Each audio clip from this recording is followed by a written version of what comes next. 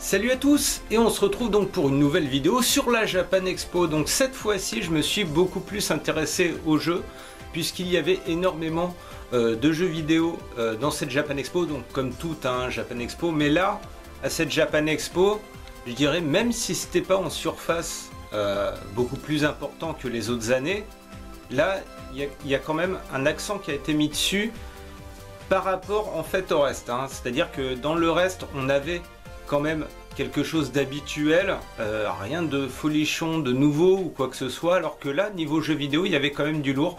Donc déjà, on avait pas mal de jeux de l'E3 testables, ça c'est vraiment classe. Et comment? Mais on a noté quand même l'absence de Namco Bandai, hein, donc pas de One Piece World Seeker malheureusement, mais il y avait de quoi faire avec le reste. Donc comme d'habitude, je dirais, il y a Square Enix et Nintendo qui sont vraiment là, hein. Chaque année ils sont là avec de putains de stands. Là c'était la même chose, mais Nintendo a mis les choses en grand, hein, pour cette Japan Expo. Il y avait énormément de jeux testables, notamment donc le Smash Bros Ultimate, Mario Tennis, voilà, Splatoon 2, tout ça. Donc ça c'est des jeux qu'on connaît, qu'on connaissait. On n'a pas des temps de jeu super important pour bien se rendre compte en fait des vraies différences qu'il y a. C'est surtout après au niveau du mode solo, tout ça pour débloquer les personnages qui sera intéressant en dehors de l'aspect multijoueur. Mais il y avait aussi donc des exclus de l'E3 comme My Hero Academia, comment No More Hero, Monster Hunter Génération Ultimate, je sais pas quoi, voilà. Donc ça je l'ai pas testé, il y avait trop de queue, hein. Voilà, mais il y avait aussi Mega Man 11, tout ça.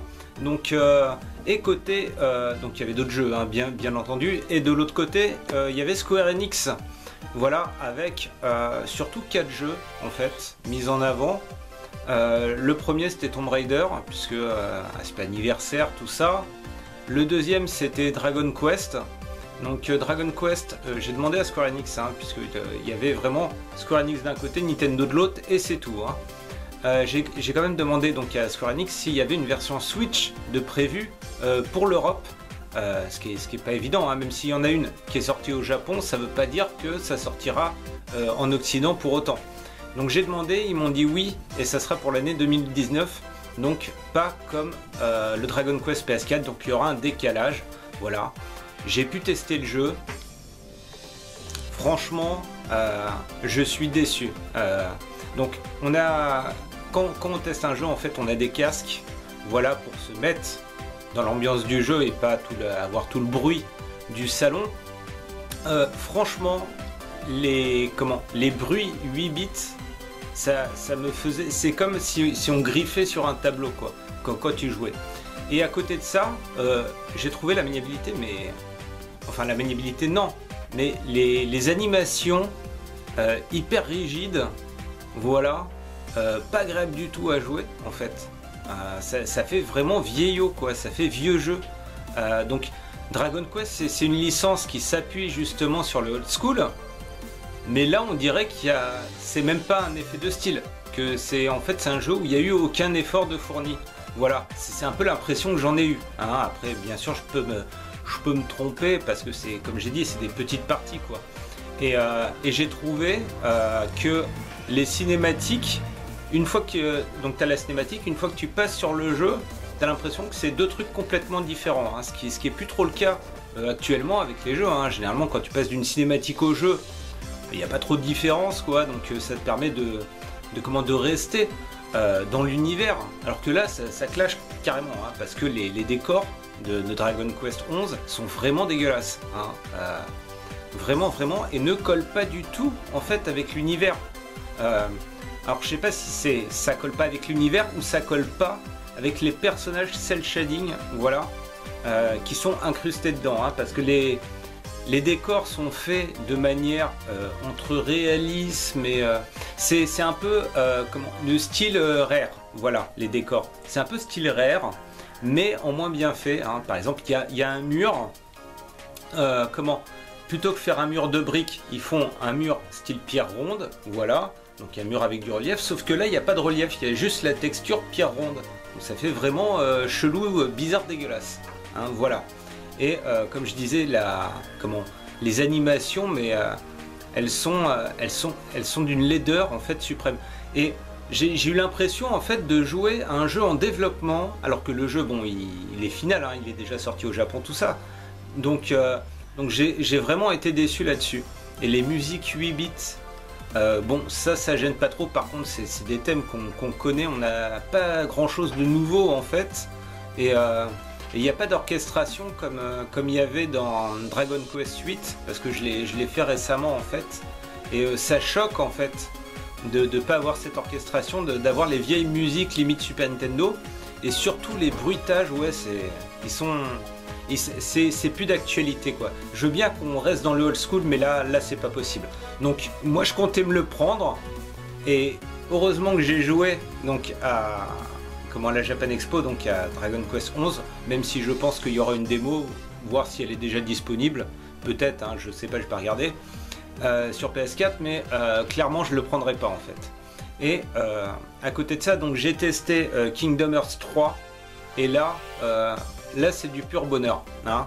Alors c'est l'aspect fanservice, hein, c'est comme quand tu joues à un nouveau Zelda et un nouveau Mario. Quand tu joues à un nouveau Kingdom Hearts, en fait, c'est dans le même esprit. Tu es tellement content de retrouver la licence que déjà, tu as des œillères, hein, clairement. Mais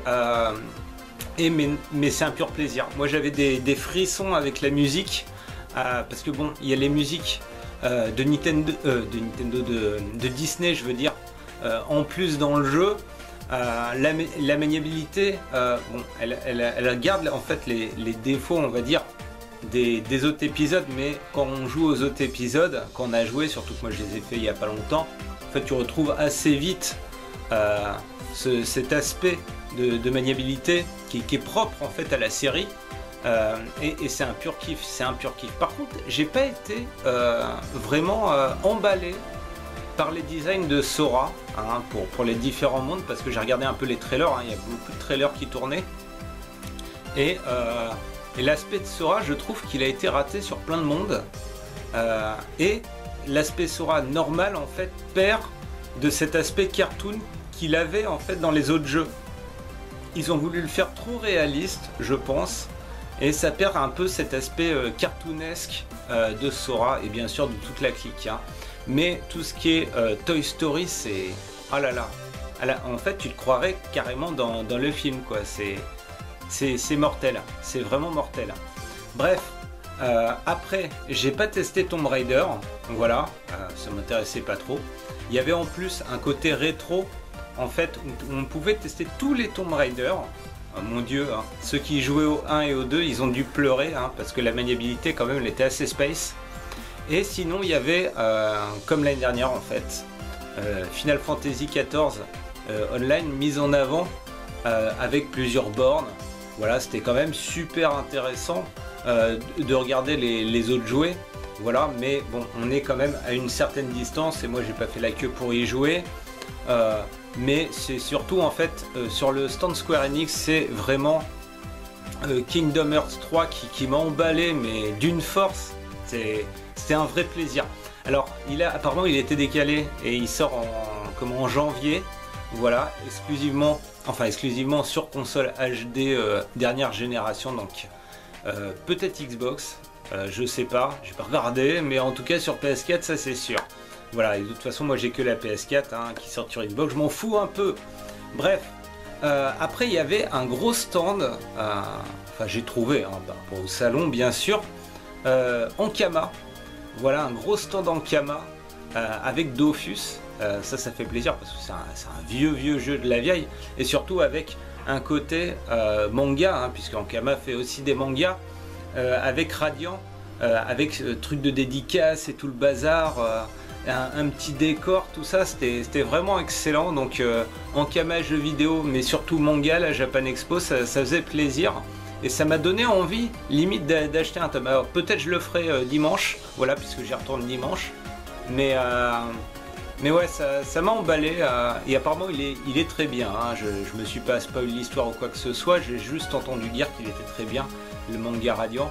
Bref, on va retourner sur les jeux vidéo. Donc avec, côté Nintendo, les mangas de la série, hein, donc avec le manga Zelda, Splatoon et tout le bazar.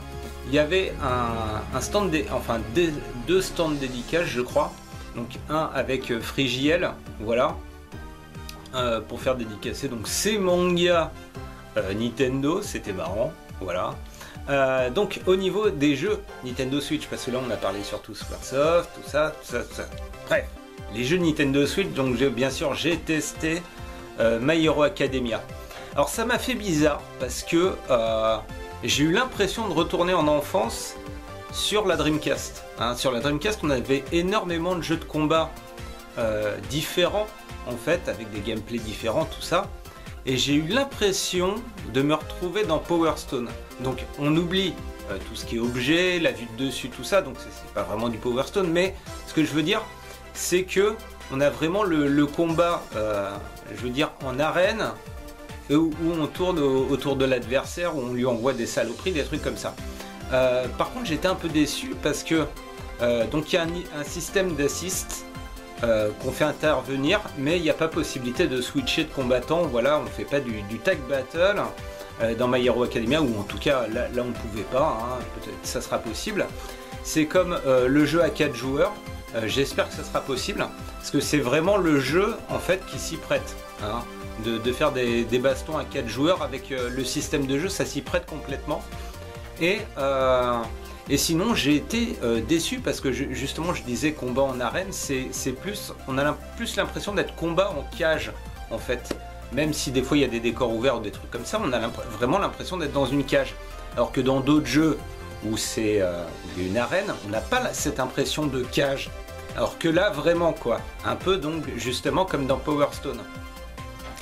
Et donc, s'il n'y a pas de mode 4 joueurs, s'il n'y a pas la possibilité de tag battle, tout ça, et j'espère qu'il y aura au moins un petit mode histoire sympathique, le jeu, je pense, va être plat. C'est plus comme un aperçu du prochain jeu, je dirais, qui sera bien. Voilà, celui-là, franchement, il n'a pas l'air tip-top, hein, clairement.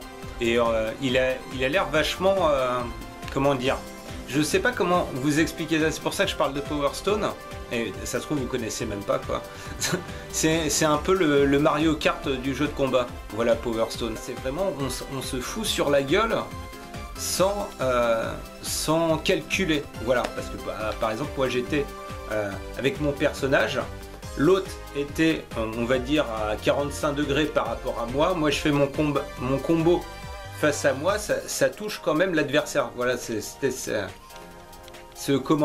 cet aspect, on va dire, un peu écarté des jeux qui se replacent, on va dire, face à l'adversaire automatiquement, ou des trucs comme ça, un peu comme Soul Calibur. Voilà, Soul Calibur, c'est un jeu à 360, mais tu restes dans l'axe, en fait, du combattant. Ça ressemble d'un certain côté à Naruto Ultimate Ninja Storm. Là, c'est vraiment, tout est basé sur les assists.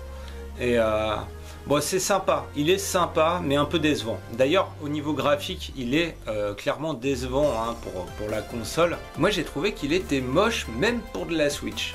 Voilà. Hein. Donc, il y a des jeux qui utilisent à peu près le même style graphique. Je pense à Beautiful Joe. Mais là, clairement, en fait, c'est surtout au niveau des décors que ça fait vraiment tailler à la serpe. Et surtout, il n'y a pas l'aspect cartoonesque, comics, on va dire, comme il y a dans Beautiful Joe.